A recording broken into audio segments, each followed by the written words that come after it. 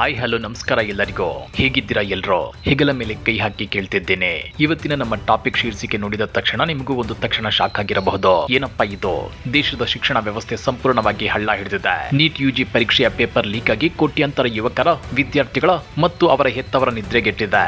ಹೀಗಿರುವಾಗ ಕೇಂದ್ರ ಶಿಕ್ಷಣ ಸಚಿವ ಧರ್ಮೇಂದ್ರ ಪ್ರಧಾನ್, ಪ್ರಧಾನಿ ನರೇಂದ್ರ ಮೋದಿ, ಆರ್ಎಸ್ಎಸ್ ಪರಿವಾರ ಮತ್ತು ಸಾಕ್ಷಾತ್ ಸುಪ್ರೀಂ ಕೋರ್ಟ್ಗೆ ಭಾರತ ದೇಶ ಮನದಾಳದಿಂದ ಚಿರಋಣಿಯಾಗಿರಬೇಕು. ಇವರಿಗೆ ಕೃತಜ್ಞತೆ ಸಲ್ಲಿಸಬೇಕು. ಕತೆ ಕಟ್ಟಿ ಕೊಂಡಾಡಬೇಕು ಅಂತ ಯಾರೋ ಹೇಳಿದ್ದಾರಲ್ಲ, ಇದು ಸರಿನಾ ಅಂತ ನೀವು ಕೇಳ್ತಿರೋದು ನನಗೆ ಸೌಂಡ್ ಮಾಡ್ತಿದೆ. ಆದ್ರೆ ಸ್ವಲ್ಪ ತಾಳ್ಮೆಯಿಂದ ನಿಧಾನವಾಗಿ ಯೋಚನೆ ಮಾಡಿ ನೋಡಿ. ಈ ಧನ್ಯವಾದಗಳನ್ನ ಸಲ್ಲಿಸುತ್ತಿರೋದು ಯಾವುದೇ ಪ್ರಶಂಸೆಯಿಂದಲ್ಲ, ಅತ್ಯಂತ ಕಟುವಾದ ವಿಡಂಬನೆಯಿಂದ. ಅದು ಯಾಕೆ ಗೊತ್ತಾ?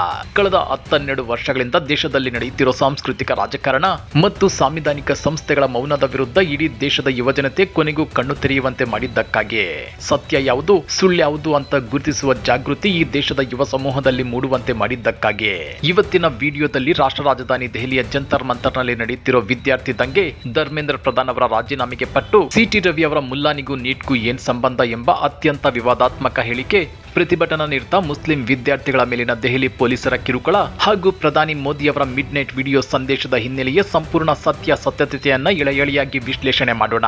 ವಿಡಿಯೋ ತುಂಬಾ ಇಂಟ್ರೆಸ್ಟಿಂಗ್ ಆಗಿದೆ, ಕೊನೆಯವರೆಗೂ ನೋಡಿ. ಹಾಗೇನೆ ನೀವಿನ್ನೂ ನಮ್ಮ ಚಾನೆಲ್ಗೆ ಸಬ್ಸ್ಕ್ರೈಬ್ ಆಗಿಲ್ಲ ಅಂದ್ರೆ ಈ ಕೂಡಲೇ ಸಬ್ಸ್ಕ್ರೈಬ್ ಆಗಿ, ಬೆಲ್ ಬಟನ್ ಪ್ರೆಸ್ ಮಾಡಿದ್ರೆ ನಮ್ಮ ಎಲ್ಲಾ ಅಪ್ಡೇಟ್ಗಳು ನಿಮ್ಮನ್ನ ತಲುಪುತ್ತವೆ. ಸ್ನೇಹಿತರೆ, ಇಡೀ ದೇಶದ ಕೋಟ್ಯಾಂತರ ವಿದ್ಯಾರ್ಥಿಗಳು ಮತ್ತು ಯುವಜನರು ಕೇಂದ್ರ ಶಿಕ್ಷಣ ಸಚಿವ ಧರ್ಮೇಂದ್ರ ಪ್ರಧಾನ್ ಅವರ ರಾಜೀನಾಮೆಗೆ ಪಟ್ಟು ಹಿಡಿದು ಬೀದಿಗಿಳಿದಿದ್ದಾರೆ. ಆದ್ರೆ ಇಲ್ಲಿರುವ ದೊಡ್ಡ ರಾಜಕೀಯ ವಿಡಂಬನೆ ಏನಂದ್ರೆ, ಧರ್ಮೇಂದ್ರ ಪ್ರಧಾನ್ ಅವರು ತಮ್ಮ ಆಗ್ರಹಕ್ಕೆ ಮಣಿಯಬಾರದು, ರಾಜೀನಾಮೆ ನೀಡಲೇಬಾರದು. ಪ್ರಧಾನಿ ಮೋದಿ ಅವರು ಸಹ ಧರ್ಮೇಂದ್ರ ಪ್ರಧಾನ್ ಅವರಿಂದ ಶಿಕ್ಷಣ ಖಾತೆಯನ್ನ ಕಸಿದುಕೊಳ್ಳಬಾರದು. ಯಾಕೀಗೆ ಯಾಕಂದ್ರೆ ಧರ್ಮೇಂದ್ರ ಪ್ರಧಾನ್ ಅವರು ತಮ್ಮ ಅಧಿಕಾರಾವಧಿಯಲ್ಲಿ ಶಿಕ್ಷಣ ವ್ಯವಸ್ಥೆಯ ಗುಣಮಟ್ಟವನ್ನ ಎತ್ತಿ ಹಿಡಿಯುವ ಬದಲು ಅದರ ಸಂಪೂರ್ಣ ಕುಸಿತಕ್ಕೆ ಏನೆಲ್ಲ ಹಾದಿಗಳಿವೆ ಅನ್ನೋದನ್ನ ಅತ್ಯಂತ ಯಶಸ್ವಿಯಾಗಿ ದೇಶದ ಮುಂದೆ ತೆರೆದಿಟ್ಟಿದ್ದಾರೆ. ಪ್ರಶ್ನೆ ಪತ್ರಿಕೆ ಸೋರಿಕೆ ಅನ್ನೋದು ಈ ಹಿಂದೆಯೂ ಅಲ್ಲಲ್ಲಿ ನಡೆಯುತ್ತಿತ್ತು ನಿಜ. ಆದ್ರೆ ಧರ್ಮೇಂದ್ರ ಪ್ರಧಾನ್ ಅವರ ಕಾಲದಲ್ಲಿ ನೀಟ್ ಪರೀಕ್ಷೆಯ ಪ್ರಶ್ನೆ ಪತ್ರಿಕೆ ಸೋರಿಕೆ ಮತ್ತು ಮೌಲ್ಯಮಾಪನದಲ್ಲಾದ ಅಕ್ರಮಗಳು ದೈತ್ಯ ಸ್ವರೂಪ ಪಡೆದುಕೊಂಡವು. ಪರೀಕ್ಷಾ ವ್ಯವಸ್ಥೆಯೇ ಸಂಪೂರ್ಣವಾಗಿ ಕುಸಿದು ಬಿತ್ತು. ನಿಮ್ಗೆ ಗೊತ್ತಿರಲಿ, ಆರ್ಎಸ್ಎಸ್ ಮತ್ತು ಬಿಜೆಪಿಗೆ ಶಿಕ್ಷಣ ಮಂತ್ರಾಲಯದ ಮೇಲಿರುವ ಆದ್ಯತೆ ಸಾಧಾರಣವಾದದ್ದಲ್ಲ. ಕೇಂದ್ರದಲ್ಲಿ ಬಿಜೆಪಿ ಸರ್ಕಾರ ಬಂದಾಗಲೆಲ್ಲ ಶಿಕ್ಷಣ ಖಾತೆಯನ್ನ ಆರ್ಎಸ್ಎಸ್ ಹಿನ್ನೆಲೆಯ ಕಟ್ಟರ್ ನಾಯಕರಿಗೆ ಒಪ್ಪಿಸಲಾಗುತ್ತೆ. ವಾಜಪೇಯಿ ಸರ್ಕಾರದಲ್ಲಿ ಡಾಕ್ಟರ್ ಮುರಳಿ ಮನೋಹರ್ ಜೋಶಿ ಅವರಿಂದ ಹಿಡಿದು ಮೋದಿ ಸರ್ಕಾರದಲ್ಲಿ ಪ್ರಕಾಶ್ ಜಾವಡೇಕರ್, ರಮೇಶ್ ಪೋಖ್ರಿಯಾಲ್ ಮತ್ತು ಇವತ್ತಿನ ಧರ್ಮೇಂದ್ರ ಪ್ರಧಾನ್ ಅವರವರೆಗೆ ನಡುವೆ ಬಂದ ಸ್ಮೃತಿ ಇರಾನಿ ಅವರ ಹೊರತಾಗಿ ಯಾವೊಬ್ಬ ಶಿಕ್ಷಣ ಸಚಿವರು ಕಟ್ಟರ್ ಸಂಘ ಪರಿವಾರದ ಮೂಲದವರೇ ಆಗಿದ್ದಾರೆ. ಏನಿದರ ನೈಜ ಉದ್ದೇಶ ಅಂತ ನೋಡೋದಾದ್ರೆ, ಒಂದು ದೇಶ ಒಂದು ಜನಾಂಗ ಒಂದು ರಾಷ್ಟ್ರ ಎನ್ನುವ ಸಾಂಸ್ಕೃತಿಕ ರಾಷ್ಟ್ರೀಯತೆಯನ್ನ ಶಿಕ್ಷಣದ ಮೂಲಕ ಜಾರಿಗೆ ತರೋದು, ಪಠ್ಯ ಪುಸ್ತಕಗಳನ್ನು ತಮಗೆ ಬೇಕಾದಂತೆ ತಿದ್ದುವುದು, ಸಮಾಜದಲ್ಲಿ ಧಾರ್ಮಿಕ ಮತ್ತು ಬ್ರಾಹ್ಮಣ್ಯದ ಶ್ರೇಷ್ಠತೆಯ ಹುಸಿ ಹೆಮ್ಮೆಯನ್ನ ಬಿತ್ತುವುದು. ಅದಕ್ಕಾಗಿಯೇ ಜೆಎನ್ಯು, ಎಎಂಯು ನಂತಹ ದೇಶದ ಅತ್ಯಂತ ಪ್ರತಿಷ್ಠಿತ ಬಡ ಹಾಗೂ ದಲಿತ ಅಲ್ಪಸಂಖ್ಯಾತ ಮಕ್ಕಳಿಗೆ ಉನ್ನತ ಶಿಕ್ಷಣ ನೀಡುತ್ತಿದ್ದ ವಿಶ್ವವಿದ್ಯಾನಿಲಯಗಳಿಗೆ ಒಳಗಿನಿಂದಲೇ ಗೆದ್ದಲು ಹಿಡಿಸಲಾಯಿತು. ಕಳೆದ 12 ವರ್ಷಗಳ ಅವಧಿಯಲ್ಲಿ ಶಿಕ್ಷಣಕ್ಕೆ ನೀಡಲಾಗುತ್ತಿದ್ದ ಬಜೆಟ್ ಹಂಚಿಕೆ ಜಿಡಿಪಿ (3.1 ರಿಂದ 2.7ಕ್ಕೆ ಕುಸಿದು ಬಿದ್ದಿದೆ. ಇಷ್ಟೆಲ್ಲ ಆದ್ರೂ ಮೋದಿ ಮತ್ತು ಆರ್ಎಸ್ಎಸ್ ಧರ್ಮೇಂದ್ರ ಪ್ರಧಾನ್ ಅವರನ್ನ ರಕ್ಷಿಸುತ್ತಿರೋದು ವಿದ್ಯಾರ್ಥಿ ಸಮೂಹಕ್ಕೆ ಸ್ಪಷ್ಟ ಸಂದೇಶ ನೀಡಿದೆ. ನಮ್ಮ ಉದ್ಯೋಗ ಮತ್ತು ಭವಿಷ್ಯಕ್ಕಿಂತ ಆಡಳಿತಗಾರರಿಗೆ ತಮ್ಮ ಸಿದ್ಧಾಂತವೇ ಮುಖ್ಯ ಎಂಬ ಕಹಿ ಸತ್ಯವನ್ನ ಧರ್ಮೇಂದ್ರ ಪ್ರಧಾನ್ ಸಾಬೀತು ಮಾಡಿದ್ದಾರೆ. ಅದಕ್ಕಾಗಿಯೇ ಅವರಿಗೆ ಧನ್ಯವಾದ ಹೇಳಲೇಬೇಕು. ಇನ್ನ ನಾವು ದೇಶದ ಸುಪ್ರೀಂ ಕೋರ್ಟ್ಗೂ ಚಿರಋಣಿಯಾಗಿರ್ಬೇಕು. ಯಾಕೆ ಅಂತೀರಾ? ಯಾಕಂದ್ರೆ ಈ ದೇಶದ ಯುವಜನರಲ್ಲಿ ಒಳಗೊಳಗೆ ಕುದಿಯುತ್ತಿದ್ದ ಆಕ್ರೋಶದ ಬೆಂಕಿ ಬೃಹತ್ ಜ್ವಾಲೆಯಾಗಿ ಹೊರಹೊಮ್ಮಲು ಸುಪ್ರೀಂ ಕೋರ್ಟ್ನ ಕೆಲವು ನಡೆಗಳೇ ಕಾರಣವಾದವು. ಶಾಂತಿಯುತವಾಗಿ ಪ್ರತಿಭಟನೆ ನಡೆಸುತ್ತಿದ್ದ ವಿದ್ಯಾರ್ಥಿಗಳ ಮೇಲೆ ಪೊಲೀಸರು ನಡೆಸಿದ ಸರಣಿ ಲಾಠಿ ಚಾರ್ಜ್ ಮತ್ತು ಹಲ್ಲೆಯ ವಿಡಿಯೋ ಸಾಕ್ಷ್ಯಗಳನ್ನ ವಕೀಲರು ಸುಪ್ರೀಂ ಕೋರ್ಟ್ ಮುಂಭಾಗ ತಂದಾಗ ಕೋರ್ಟ್ ಏನ್ ಮಾಡ್ತು ಗೊತ್ತಾ?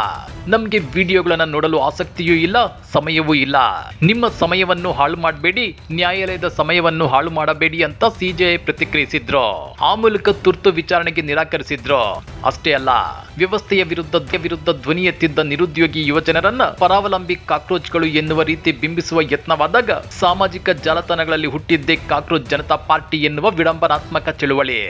ನೋಡುತ್ತಿದ್ದಂತೆಯೇ ಈ ಚಳುವಳಿ ಭಾರತೀಯ ಜನತಾ ಪಾರ್ಟಿಗಿಂತಲೂ ಹೆಚ್ಚು ಸೋಷಿಯಲ್ ಮೀಡಿಯಾ ಸದಸ್ಯರನ್ನ ಸಂಪಾದಿಸಿತು.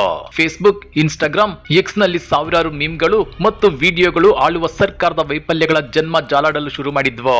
ಸದಾ ಧರ್ಮ ಮತ್ತು ಜಾತಿಯ ಹೆಸರಿನಲ್ಲಿ ವಿಭಜನೆಯಾಗುತ್ತಿದ್ದ ಯುವಜನತೆ ಇವತ್ತು ತಮ್ಮ ಶಿಕ್ಷಣ ಮತ್ತು ಉದ್ಯೋಗದ ಹಕ್ಕಿಗಾಗಿ ಈ ಸಿಜೆಪಿ ಅಡಿಯಲ್ಲಿ ಒಂದಾಗಲು ನ್ಯಾಯಾಂಗದ ಈ ಮೌನವೇ ದಾರಿಯಾಯಿತು.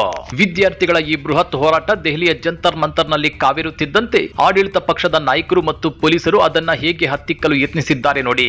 ಇತ್ತ ಕರ್ನಾಟಕದ ಚಿಕ್ಕಮಗಳೂರಿನಲ್ಲಿ ಮಾತನಾಡಿರೋ ಬಿಜೆಪಿ ಎಂಎಲ್ಸಿ ಸಿಟಿ ರವಿಯವರು ಎದೆ ಸೀಳಿದ್ರೆ 3 ಅಕ್ಷರ ಬರಲ್ಲ, ಮುಲ್ಲಾನಿಗೂ ನೀಟ್ಗೂ ಏನ್ ಸಂಬಂಧ, ಆತ ಬಂದು ನೀಟ್ ವಿರುದ್ಧ ಹೋರಾಟ ಮಾಡ್ತಾನಂತೆ ಅಂತೇಳಿ ಅತ್ಯಂತ ಕೆಳಮಟ್ಟದ ಹೇಳಿಕೆ ನೀಡಿದ್ದಾರೆ. ಭಾರತದ ಸಂವಿಧಾನದಲ್ಲಿ ಪ್ರತಿಯೊಬ್ಬ ನಾಗರಿಕನಿಗೂ ಧಾರ್ಮಿಕ ಸ್ವಾತಂತ್ರ್ಯ ಮತ್ತು ಶಿಕ್ಷಣದ ಹಕ್ಕಿದೆ. ಹಾಗಿರುವಾಗ ನೀಟ್ ಪರೀಕ್ಷೆಯ ಅಕ್ರಮದ ವಿರುದ್ಧ ಧ್ವನಿ ಎತ್ತಿದ ವಿದ್ಯಾರ್ಥಿಗಳಲ್ಲಿ ಮುಲ್ಲಾ ಅಥವಾ ಧರ್ಮವನ್ನ ಎಳೆದು ತಂದಿದ್ದು ಎಷ್ಟು ಸರಿ?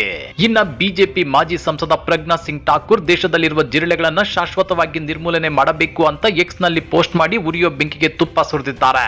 ಇತ್ತ ದೆಹಲಿಯಲ್ಲಿ ಪೊಲೀಸರು ಸಂಸತ್ ಚಲೋ ಪ್ರತಿಭಟನೆಯ ನಂತರ ಅಲ್ಪಸಂಖ್ಯಾತ ಸಮುದಾಯದ ಯುವಕರನ್ನೇ ನಿರ್ದಿಷ್ಟವಾಗಿ ಗುರಿಯಾಗಿಸಿಕೊಂಡು ಕಿರುಕುಳ ನೀಡುತ್ತಿದ್ದಾರೆ ಅನ್ನೋ ಗಂಭೀರ ಆರೋಪಗಳು ಕೇಳಿಬರುತ್ತಿವೆ.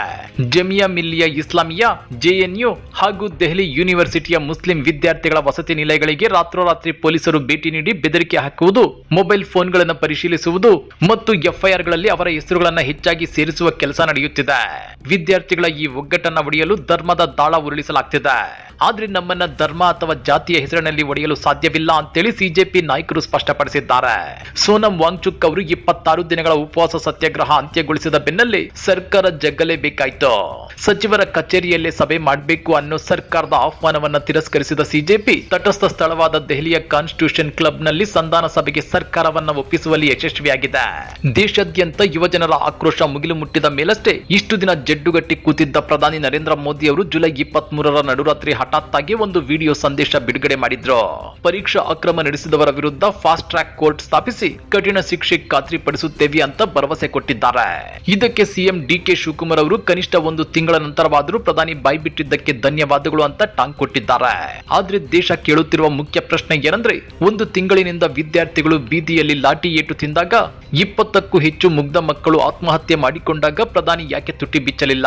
ಮೋದಿ ಅವರ ವಿಡಿಯೋ ಸಂದೇಶದಲ್ಲೂ ಹಳೆಯ ಭರವಸೆಗಳೇ ಇದ್ದಾವೆ ಹೊರತು ಹೋರಾಟ ನಿರತ ವಿದ್ಯಾರ್ಥಿಗಳಿಗೆ ಯಾವುದೇ ಸಾಂತ್ವನವಾಗಲಿ ಪೊಲೀಸ್ ದೌರ್ಜನ್ಯಕ್ಕೆ ಕನಿಷ್ಠ ಬೇಸರವಾಗಲಿ ಪ್ರಕಟವಾಗಲೇ ಇಲ್ಲ. ಸ್ನೇಹಿತರೆ, ಕೊನೆಗೂ ನಾವು ಗ್ರಹಿಸಬೇಕಾದ ನಗ್ನ ಸತ್ಯ ಹೊಂದಿದೆ. ಹೇರಳ ಉದ್ಯೋಗ ಮತ್ತು ಸುಂದರ ಭವಿಷ್ಯದ ಭರವಸೆ ನೀಡಿ ಅಧಿಕಾರಕ್ಕೆ ಬಂದವರು ಇವತ್ತು ಸಾಂಸ್ಕೃತಿಕ ರಾಷ್ಟ್ರೀಯತೆಯ ಹೆಸರಿನಲ್ಲಿ ಶಿಕ್ಷಣದ ವ್ಯವಸ್ಥೆಯನ್ನ ಮತ್ತು ಯುವಜನರ ಭವಿಷ್ಯವನ್ನ ಬಲಿಕೊಡಲು ಮುಂದಾಗಿದ್ದಾರೆ.